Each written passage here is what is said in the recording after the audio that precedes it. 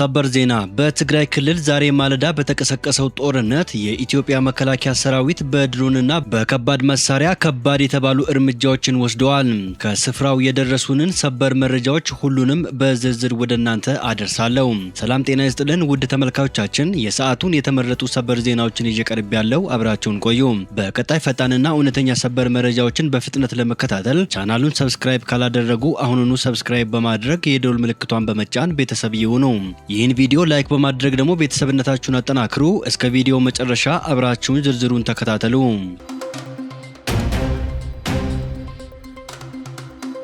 በቅድሚያ የኢትዮጵያ መከላከያ ሰራዊት በሸረሪና አካባቢ ጥቃት በከፈተው የህወሓት ኃይል ላይ ባደረገው የድሮን ጥቃት ታጣቂው የህወሓት ቡድን ሙሉ በሙሉ ተደምስሰዋል። የኢትዮጵያ ሀገር መከላከያ ሰራዊት በሸረሪና አካባቢ በሚገኙ የመንግስት የጦር ይዞታዎች ላይ ጥቃት በከፈተው የህወሓት አርሚ 7 የተባለ ክንፍ ላይ የውጊያ ድሮኖችን በመጠቀም የአየር ላይ ጥቃት መፈጸሙ ታውቋል። የፌዴራሉ ጦር የውጊያ ድሮኖችን በማሰማራት የህወሓት ኃይል ሲንቀሳቀስባቸው የነበሩ የጦር ተሽከርካሪዎች ወይም ኮንቮዮች ላይ ኢላማ ያደረገ የማጥቃት እርምጃ ወስደዋል።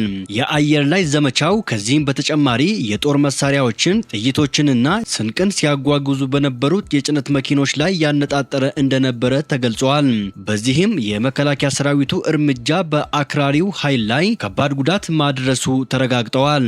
ከግንባር በተገኙ ትኩስ መረጃዎች መሰረት ጀግናው የሀገር መከላከያ ሰራዊት በበረከት ግንባር ፍጹም የሆነ የጦር የበላይነት ተቀናጅቷል። ከሰዓታት በፊት ከበረከት ወደ ሁመራ ሆስፒታል ለሕክምና በአምቡላንስ ከመጣ የአይን እማኝ በተገኘው ማረጋገጫ መሰረት የመከላከያ ሰራዊቱ የከባድ መሳሪያ ክፍሎች በበረከት ላይ ምሽጋቸውን በማጽናት በጠላት ላይ እሳተ ገሞራ አዝንቧል ተብለዋል። የመከላከያ ሰራዊት በህወሓት አርሚ 7 እና አርሚ 15 እንዲሁም ከነሱ ጋር አብሮ በተሰለፈው የሱዳን እግረኛ ጦር ላይ ከፍተኛና አይቀሬ ውድመት አድርሶባቸዋል። የጦር ሜዳ መረጃው እጅግ አስገራሚ ነው።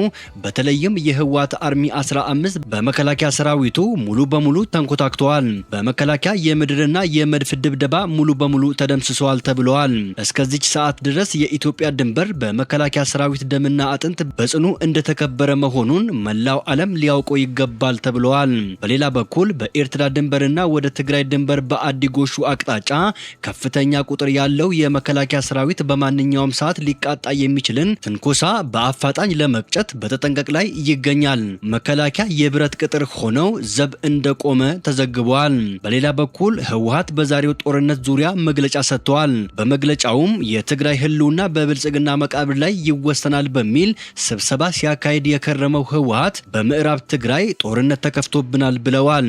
የፌዴራል መንግስቱ የትግራይን ህዝብ ለማጥፋት ሲያካሂድ የቆየውን ሁለንተናዊ ከበባና እገዳ በድሮንና በተላላኪ ታጣቂዎቹ ሲፈጽም የቆየውን ጥቃት ወደ ከፍተኛ ደረጃ በማሳደግ በዛሬው ዕለት ሐምሌ 25 ቀን 2018 ዓ.ም ከማለዳ ጀምሮ በምዕራባዊ ትግራይ ዞን በሸረሪና አቅጣጫ ግልጽ ጦርነት ጀምረዋል ብለዋል።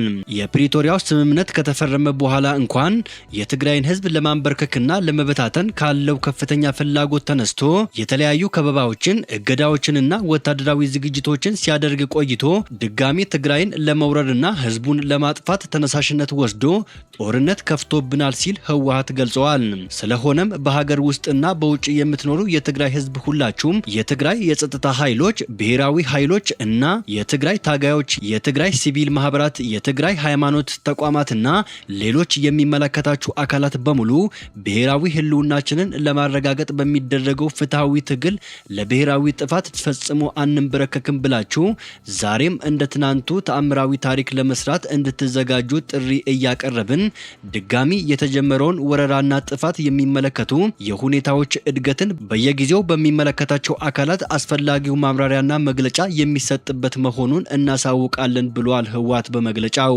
የዛሬው ጦርነት መረጃው ሲጠቃለል በህወሓት በኩል በወልቃይት ጠገዴ ዞን ወይም ቃብትያ ሁመራ ወረዳ ስር በምትገኘው ሸረሪና በረከት በተባሉ የድንበር ቀጠናዎች በዛሬው ዕለት ማለዳ ከባድ የተኩስ ልውውጥ መከሰቱ ከስፍራው ተገልጿል። እኛም በጠዋቱ የመረጃ ሰዓት ወደ እናንተ አድርሰናል። የወጡ ዘገባዎች እንደሚያመላክቱት ግጭቱ የተነሳው ከሱዳን ድንበር በኩል አካባቢውን በኃይል ለመቆጣጠር አልመው የገቡ የህወሓት አርሚ 7 ታጣቂዎች በኢትዮጵያ መከላከያ ሰራዊት ላይ የከፈቱትን ትንኮሳ ተከትሎ ነው ተብለዋል።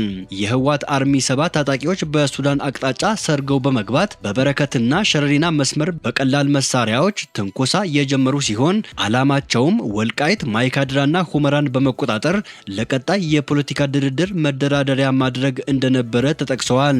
ትንኮሳውን ተከትሎ የኢትዮጵያ መከላከያ ሰራዊት በመድፍና በድሮን የታገዘ መጠነ ሰፊ የአጸፋ እርምጃ የወሰደ ሲሆን በጥቃቱ የተሳተፉ ታጣቂዎች አብዛኛው ክፍል መደምሰሱንና ከፍተኛ ጉዳት እንደደረሰባቸው ተመላክተዋል። ከሁመራ ወደ በረከትና ሸረሪና አቅጣጫ በተደረገው የከባድ መሳሪያ ተኩስ ምክንያት በሁመራ ከተማ ያሉ መኖሪያ ቤቶች ድረስ መንቀጥቀጣቸውን ነዋሪዎች ገልጸዋል። በሌላ በኩል ህወሓት የደረሰበትን ከባድ እርምጃ ተከትሎ ባወጣው መግለጫ የፌዴራል መንግስቱ ሲያካሂድ የቆየውን ከበባና ወታደራዊ እርምጃ በማሳደግ በሸረሪና አቅጣጫ ጦርነት ከፍቶብናል ሲል ሲቪል ማህበረሰቡን ደጋፊዎቹን ለትግል እንዲዘጋጁ ጥሪ አቅርበዋል። አሁን ላይ ሸረሪና በሀገር መከላከያ ሰራዊቱ ቁጥጥር ስር እንደሚገኝ ከአካባቢው የወጡ መረጃዎች አመላክተዋል። ውድ ተመልካቾቻችን የሰዓቱን የተመረጡ አጫጭር ሰበር ዜናዎችን ወደ እናንተ ያደረስኳቸው ናቸው። ከሰዓታት በኋላ በሌላ ሰበር ዜናዎች እስከምንገናኝ በያላችሁበት የዓለም ዳርቻ ቸር ቆዩልን። ሰላም ለዓለማችን ይሁን።